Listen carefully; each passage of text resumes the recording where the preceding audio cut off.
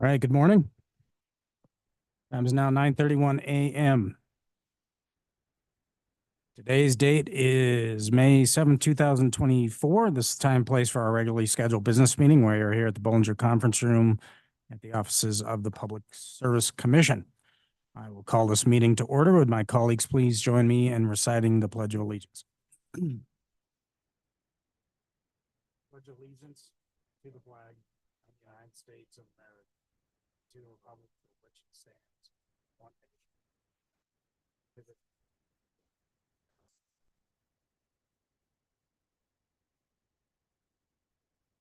All right. Thank you, colleagues. I would note for the record that Commissioner O'Donnell, myself, and Commissioner Bukacek are present in the Bollinger Room. Vice President Fielder is excused this morning. We are awaiting Commissioner Pinocci to join us. But regardless, we do have quorum this morning. All right. The Montana Public Service Commission welcomes public comment on any matter that is on today's agenda or on any matter that is within the jurisdiction of the Montana Public Service Commission. Are there any public commenters in the room? Anybody that would like to make public comment this morning in the room? Seeing none. Are there any public commenters online? I'm informed there are not, so no public comment this morning. All right, there are no changes to the agenda this morning, so let's roll right into our action items. Action item number 1 is approval of the commission minutes for the week of April 29th, 2024. Is there a motion? Mr. Chairman, I move to accept the minutes as written. All right, we have a motion. Is there a second? Second. Mr. Bukacek is seconded. We have a motion and second. Discussion, changes, revisions? The draft minutes of the week of April 29th, 2024. Seeing none. All those in favor of Commissioner O'Donnell's motion to adopt the draft minutes as the minutes for the week of April 29th, signify by saying aye. Aye. Aye. All those opposed signify by saying no. Seeing no opposition, motion carries 3-0. All right, work session item number 1. This is a commission initiated matter. This is for fiscal year 2024 and fiscal year 2025. We're here to consider a budget change document and approval of the same. This is a request to approve BCDs for the Ready Authority transfer, CY 2023 and CY 2024, underground storage grant, budget change documents, and authorization to split an existing FTE into 2 half-time FTEs to reflect current hiring practices. Ms. Litschauer, good morning. Good morning, Mr. Chairman, Commissioners. This is just a request for approval of several budget change documents or BCDs. First is the Pipeline Safety Underground Storage Federal Grant. I'm requesting 2 budget change documents for this grant, one for calendar year 23, which is also part of fiscal year 24, and for calendar year 24, which is part of fiscal year 24 and part of fiscal year 25. The total amount of the grant award for calendar year 23 was $12,340, and for 24, it's $13,554. Those are not necessarily the amounts of cash that we'll get. We tend to get about $5,000 a year from this grant, or even a little less. We get 80% federal match, and this is just requesting that that be allowed to be set up by the governor's office so that we can spend that cash. I'm also requesting that we split an existing FTE into 2.5 FTE positions. If we can do that in June, then we should be able to have those positions fully funded for the next biennium. Right now, they're funded for 1, meaning that the health benefits are only funded for 1 person. And even in a half-time position, health benefits are at 100%. So we are actually absorbing the cost of a person's health benefits. It's about $12,000 a year. So if we can split those, that will reflect our current hiring practices, and they would be in the budget moving forward. And then I'm also requesting House Bill 10 authority. We have, at the last session, we received House Bill 10 authority for our Ready project. And it's basically housed at the Department of Administration, even though the authority was given to us as an agency. And I'm requesting that I be allowed to, on an as-needed basis, do a transfer from the Department of Administration to our department of that authority so we can spend the costs of the Ready project. Even though the main Ready project is complete, we do have an agreement in place that was signed in December for approximately $200,000. And that is the amount that I would be requesting at this time. And I'm also asking that should other small amounts come forward from the contractor, that I be allowed to just move ahead and do that as needed. And again, that is authority that we were granted. It's just not housed in this agency until it's needed. Okay, colleagues, I think maybe the cleanest way to do this would be to do 3 separate motions. So I'll do the first motion. I'll move to split an existing agency FTE into 2 positions of half-time each. Is there a second? Second. Commissioner O'Donnell seconded. Discussion? Just, that was a great catch, that it's harming the agency's budget for the amount of the medical each year. Very good. Thank you. Thank you. For catching. Further discussion? All right, seeing none, all those in favor of my motion signify by saying aye. Aye. Aye. Those- Oh, Commissioner Pinocchi's on. All Aye. right.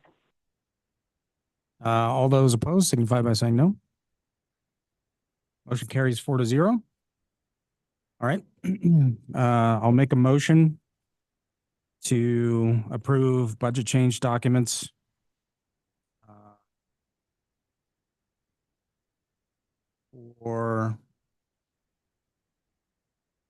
I'll make a motion to submit a budget change document to the Governor's Budget Office for the calendar year 2023 Pipeline Safety Underground Storage Federal Grant. And for the 2024 Pipeline Safety Underground Storage Federal Grant. Is there a second? Second. All right, I think I heard Commissioner Pinocchi second. So we have motion second, discussion. So just to clarify, Stacy, so what I think I heard you say is that the BCDs are for 12,300 and 13,500 respectively, but the actual amount that we'll get is about 5,000. It is usually a little bit less. It depends on how much we use of the program or how much we are able to use of that program. It's based on the hours that people work on it. And this is the maximum we do. And the reason we do the maximum is because that's what the grant award could be. We could use up to that amount. It's just that we have not been able to yet. So traditionally, we have spent a little bit less than that. Okay, further discussion? Seeing none, all those in favor of my motions for the BCDs for the Pipeline Safety Storage Federal Grant signify by saying aye. Aye. Aye. Aye. All those opposed signify by saying no. Seeing no opposition, motion carries 4-0. Right, the third motion I'll make is to grant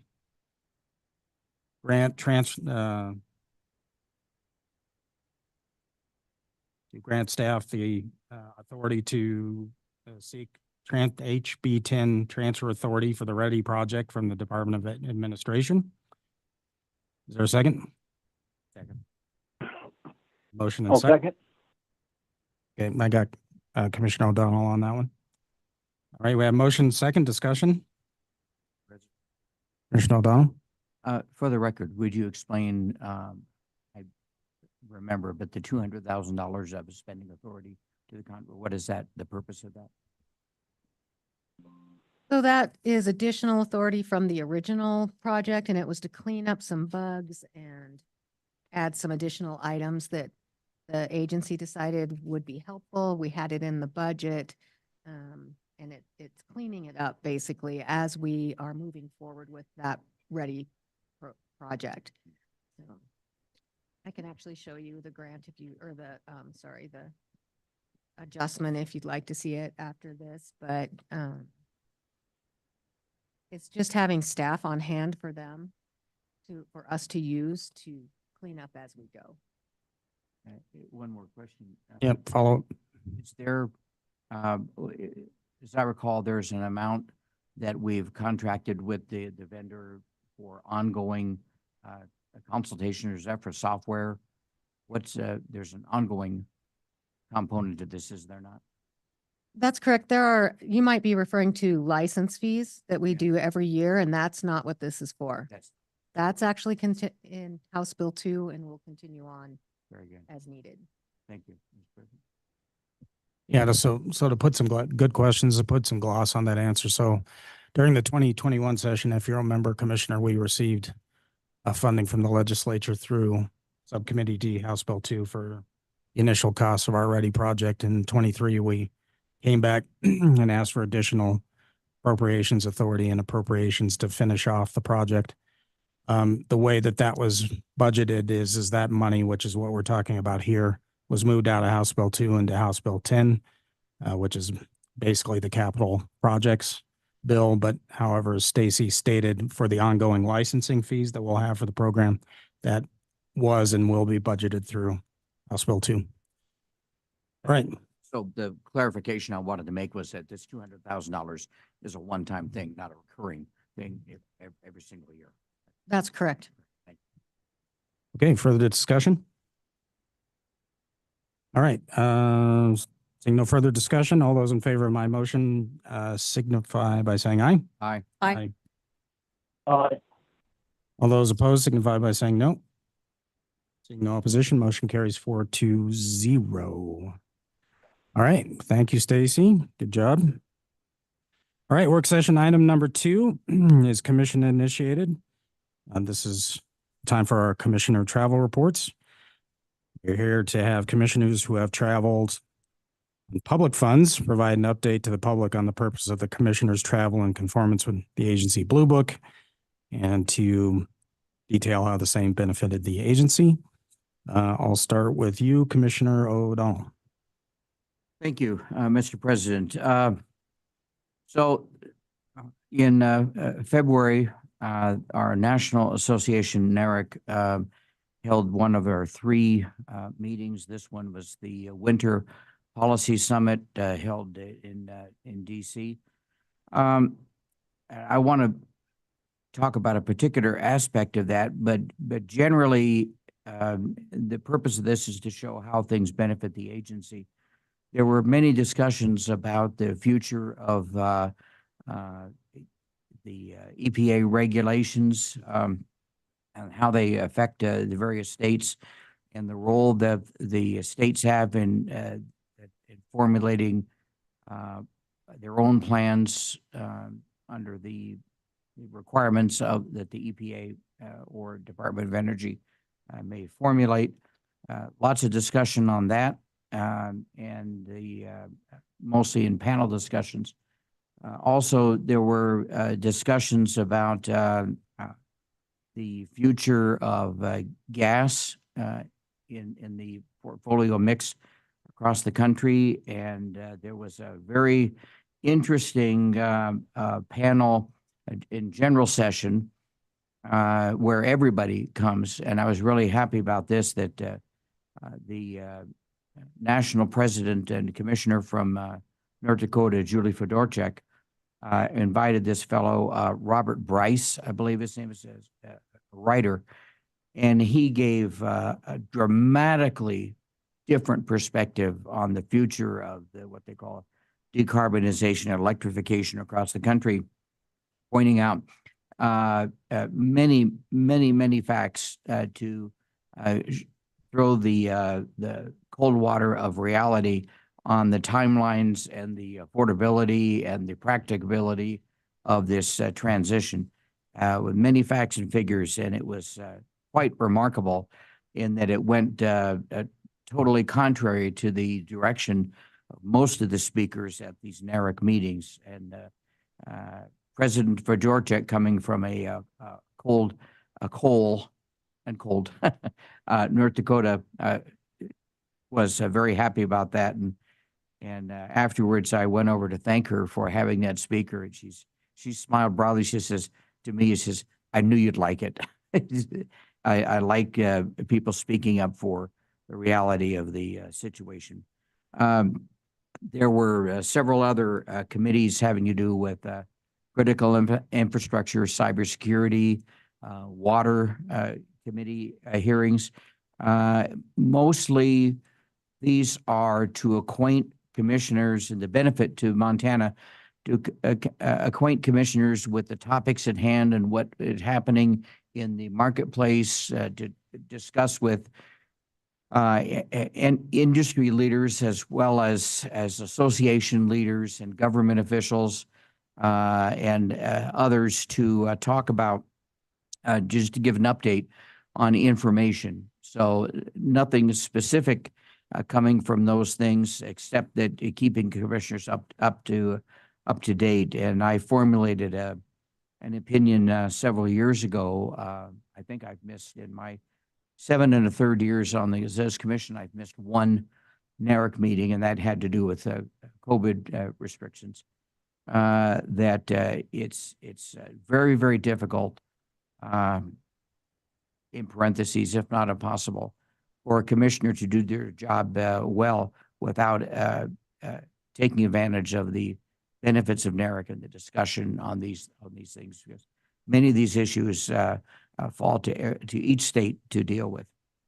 In particular, there was a book that it was recommended reading, and it was discussion prior to the NARIC conference, and then a panel at the NARIC conference on the book California Burning, which was a very, very well documented history of the fires in California that destroyed the town of Paradise, and PG&E's, Pacific Gas and Electric's, role in culpability in that fire. The author of the book, Catherine Blunt, is a reporter for the Wall Street Journal, and she was assigned to this 3 days after she joined the staff right there. So it was actually a baptism in more ways than one by fire. She went on to describe the history of PG&E, and from the various companies that led to the company as it stands now, and some of the reasons why that led up to the fire itself. The fire itself was generally acknowledged to be because of deferred maintenance by Pacific Gas and Electric Company, and that it was pointed out that the governor of California was pushing strong environmental priorities upon the company. The company itself had, as every company does, every corporation, profit incentives for their shareholders and to keep the company strong fiscally. And the what struck me was the role of the California Public Utilities Commission. They said that they were largely echoing the pressures put on the company by the governor and the environmental aspect. So the combination of the confluence of those three priorities was that the company was not spending enough money taking care of deferred maintenance. There were towers, very tall towers with very high voltage lines running through heavily forested areas, that the towers were actually falling down. So the company had no idea in the world what the status of their infrastructure was, and it was very, very frightening. What hit me was the possibility that what Catherine Blunt was suggesting was that the California PUC had some culpability and liability in that they were also pressuring the company not to take care of their infrastructure, but to respond to the environmental goals. And I spoke with the author at the end of the panel session, and she pointed out, said, no, that wasn't her intention, but I consider it to be a very real thing. Many of the parts of this book were very important to me. One is that it said, I'm reading a quote here, compared to 2017 to today, the measures of safety that we have now put in place that they learned from the fire have reduced 94% of the wildfire risk for the people of California. In the presentation that we had yesterday in this room on the issue of wildfires and Northwestern Energy's preparation for dealing with that situation, they referenced several times to having read this book and the lessons learned from that. And it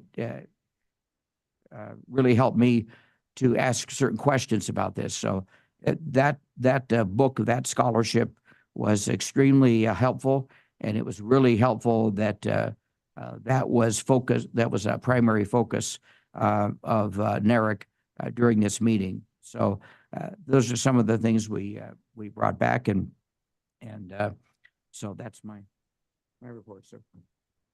Thank you, Commissioner O'Donnell. Commissioner Pannocci, any travel? No travel to report, Mr. President. All right. Thank you, Commissioner.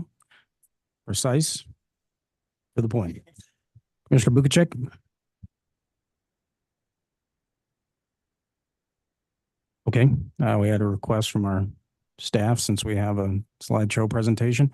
I have no commission paid travel to report as well, so we'll take how much time do you need? You need 5 minutes, apparently. Okay. All right, time is 9:53 a.m. We will reconvene at 9:58. We'll go off the record.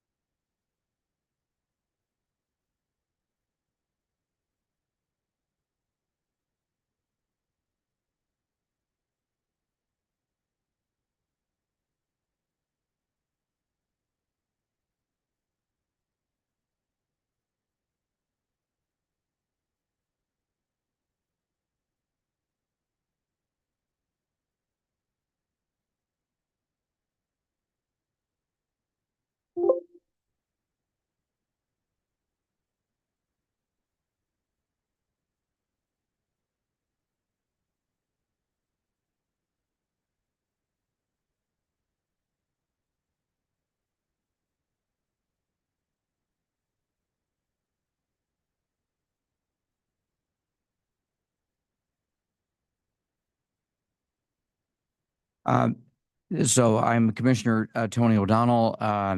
President Brown had to leave momentarily, so I'll be finishing the rest of this. I have one item left, the Commissioner Travel report from Commissioner Bukacek.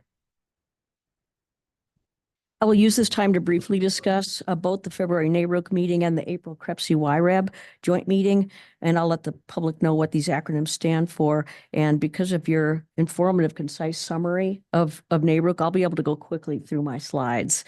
So I'll be using slides from the NARUC meeting, but the benefits I see to the agency and to Montanans is similar for both meetings. So first, I'm going to give the financial reports. For the February meeting, the total was $2,500.96, most of that for lodging. And for the April meeting to Denver, the CREPC-YRAB, the total was $1,096.18. And the fiscal year starts over July 1st. And for the last fiscal year, my total reported travel has been $5,768.03, leaving a balance of $7,183.97. These trips are expensive, and I pledge to make these meetings count for the good of the agency and for all Montanans. So slide number 1. NARUC, it's the National Association of Regulatory Utility Commissioners. That was the invitation.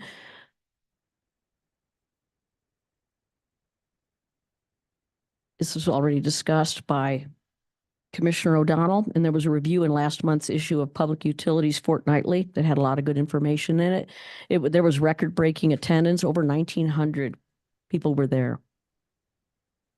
Topics were many and presentations overlapped, so we weren't able to go to all of them, but I'm going to just quickly go through some of them. Evaluating IRA incentives, electric vehicle hot topics, water regulation and quality, extreme weather, wildfires in the grid, growing loads and retiring generation, cyber threat litigation.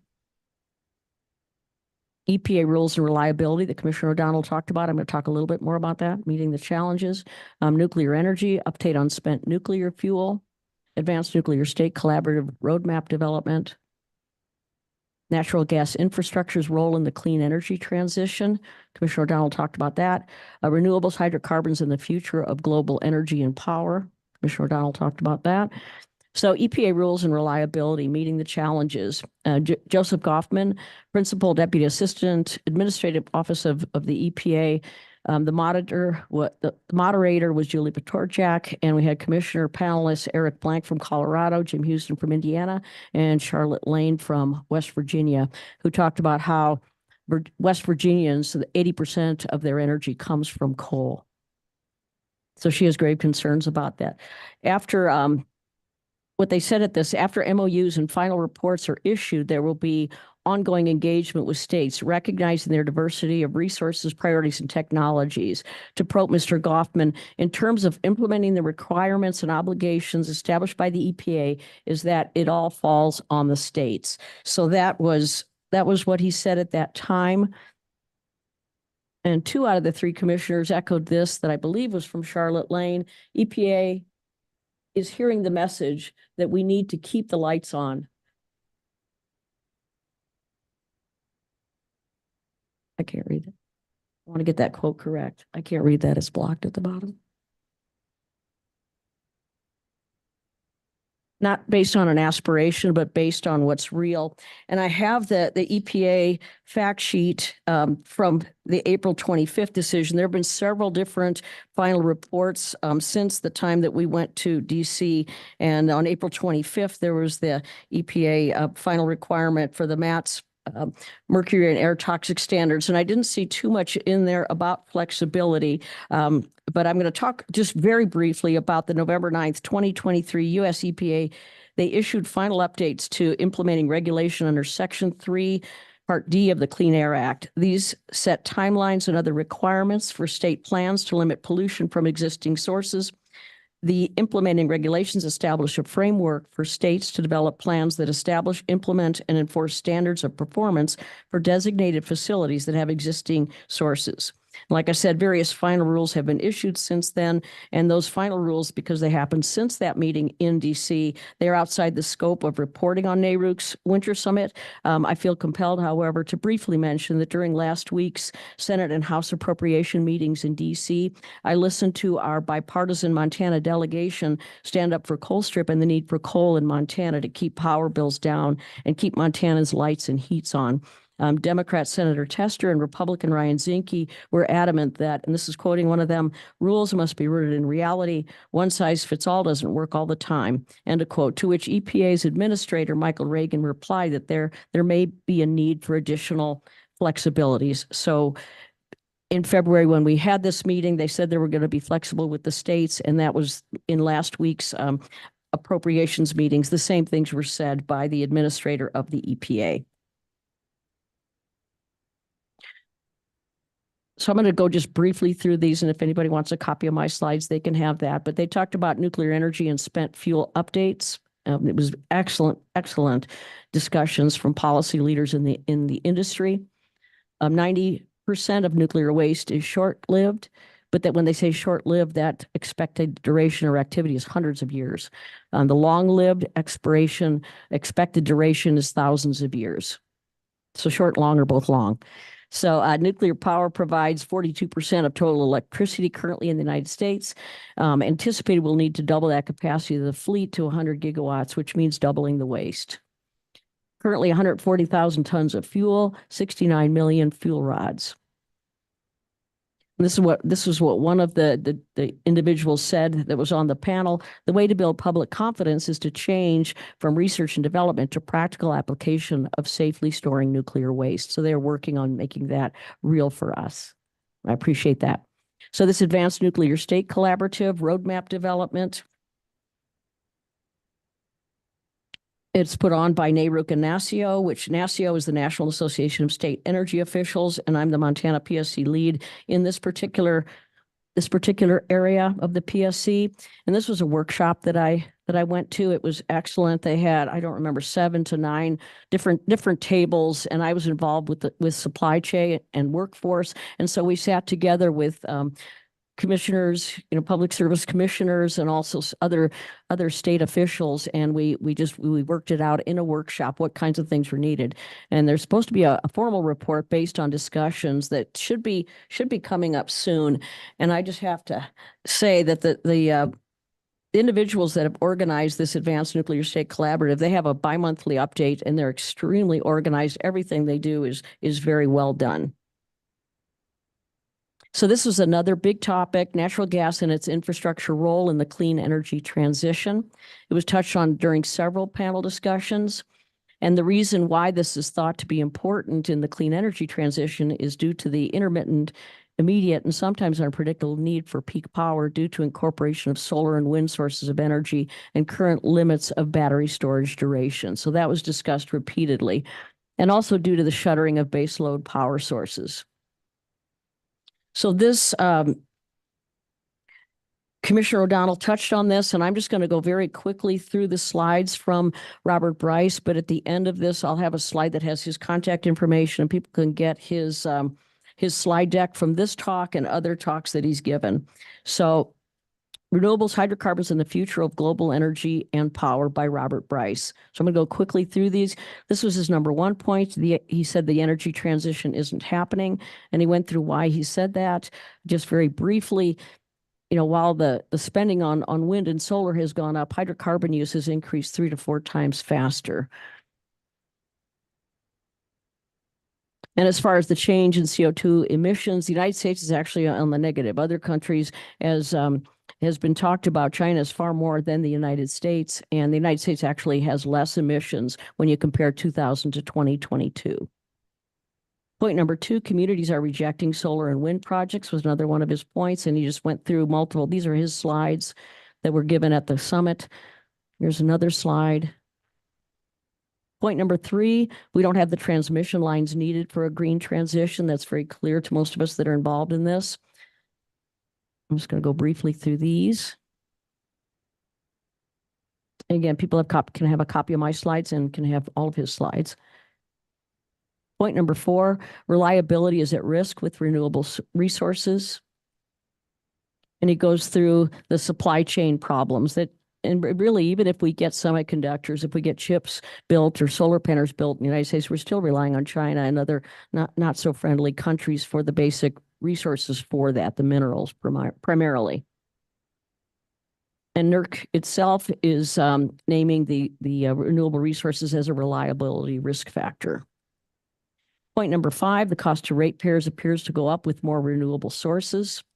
And Mr. Bryce showed this slide and others, showed in California that once there was, since 2008, when Governor Schwarzenegger pushed the renewables, the price of electricity has gone up. Point number 6, solar, wind, and battery storage, impact on the environmental, impact on national security. In other words, those things do negatively impact both.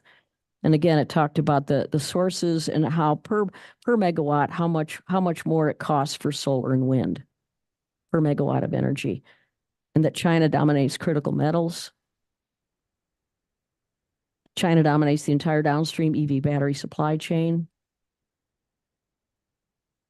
controls the magnets. So this is another one of his slides. He says, energy realism is energy humanism. Energy security is national security.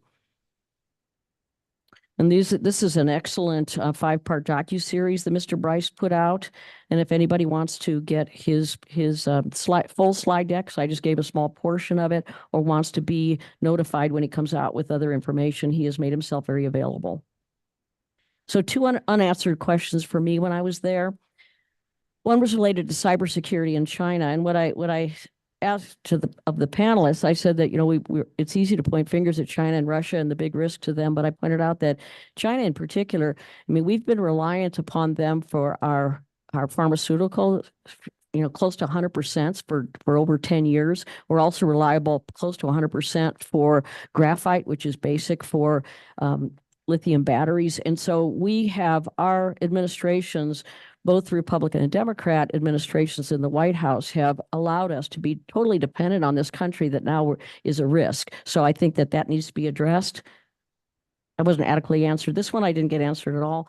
This one is related to the United States being number 1 in the world for oil and liquefied natural gas production and exportation. This increase started under President Obama, continued to go up during President Trump, and now under President Biden, we are peaked as we are number 1 in the world for oil and liquefied natural gas production and exportation. And what I wanted to ask Senator Joe Manchin of West Virginia, who was there, I thought he would be the best person to answer the question, but I didn't get a chance to do that. And what my questions have to do with are, if we're number 1 in oil and liquefied natural gas production and exportation, and the rise started under President Obama, why in 2022 were diesel reserves down in the United States down to a 30-day worth supply? We need diesel for all of our food and all of the transport across the country. If we're number 1, why did that go down so far? And why was gasoline for our vehicles close to $5 a gallon during 2022, and the petroleum storage reserve is less than half full? Why, if we're number 1, can't we keep up on that and keep Americans safe? And the other thing is, in 2023, there was a flurry of acquisitions and mergers of big oil companies, including ExxonMobil and Chevron, which are the 2 largest multinational, most wealthy multinational corporations in the world. And so, they qualified for billions of dollars of government subsidies via taxpayer dollars. What layers of government can see to it that ExxonMobil and Chevron take care of its U.S. citizens first? So anyway, those are the questions I didn't get answered. So how did travel of commissioners to the summit benefit the agency? Regional organization for sharing energy generation and transmission, that is considered to be the way of the future. It's likely the way of the future. And many federal rules impact resource and transmission adequacy in our state, making these meetings beneficial from the standpoint of building relationships and knowledge base of what is going on in the other states and across the nation. I consider this adequate justification for commissioner involvement in both the February NARUC meeting and the Denver KREBC-YRAB joint meeting that happened last month. I want to just quickly say KREBC stands for Committee on Regional Electric Power Cooperation. a joint committee of the Western Interstate Energy Board and the Western Conference of Public Service Commissioners. And then YRAB is the Western Interconnection Regional Advisory Body. That is in 2006, upon petition of 10 Western governments and according with Section 215J of the Federal Power Act, the Federal Energy Regulatory Commission, FERC, created the Western Interconnection, YRAB. And so based on Commissioner O'Donnell's and my involvement at the Denver meeting, we have been asked for further involvement in discussions on moving forward with regionalization. So I consider this to be extremely meaningful. Commissioner O'Donnell is currently the Montana PSC lead on that, and I will be resuming that position after he's termed out. Commissioner O'Donnell will be giving more details about the Krebs YREB meeting in a future report. So the conference was extremely well organized and executed. Individuals with different philosophical bents came together with the same goal. Let's keep the lights on. Thank you. Thank you very much, Commissioner. Yeah, again, these things don't benefit Montana specifically for certain policies, but the conversation is very important. And as Commissioner Bukacek mentioned, for the relationships and the exposure to different points of view is very, very useful in our decision making here. And I know that several members of our staff keep up on these things as well. So it's not just commissioners, but these are resources, especially in particular, NARIC has many, many resources that members of the staff here participate on from the Tina, what is the committee that you are with? Yeah.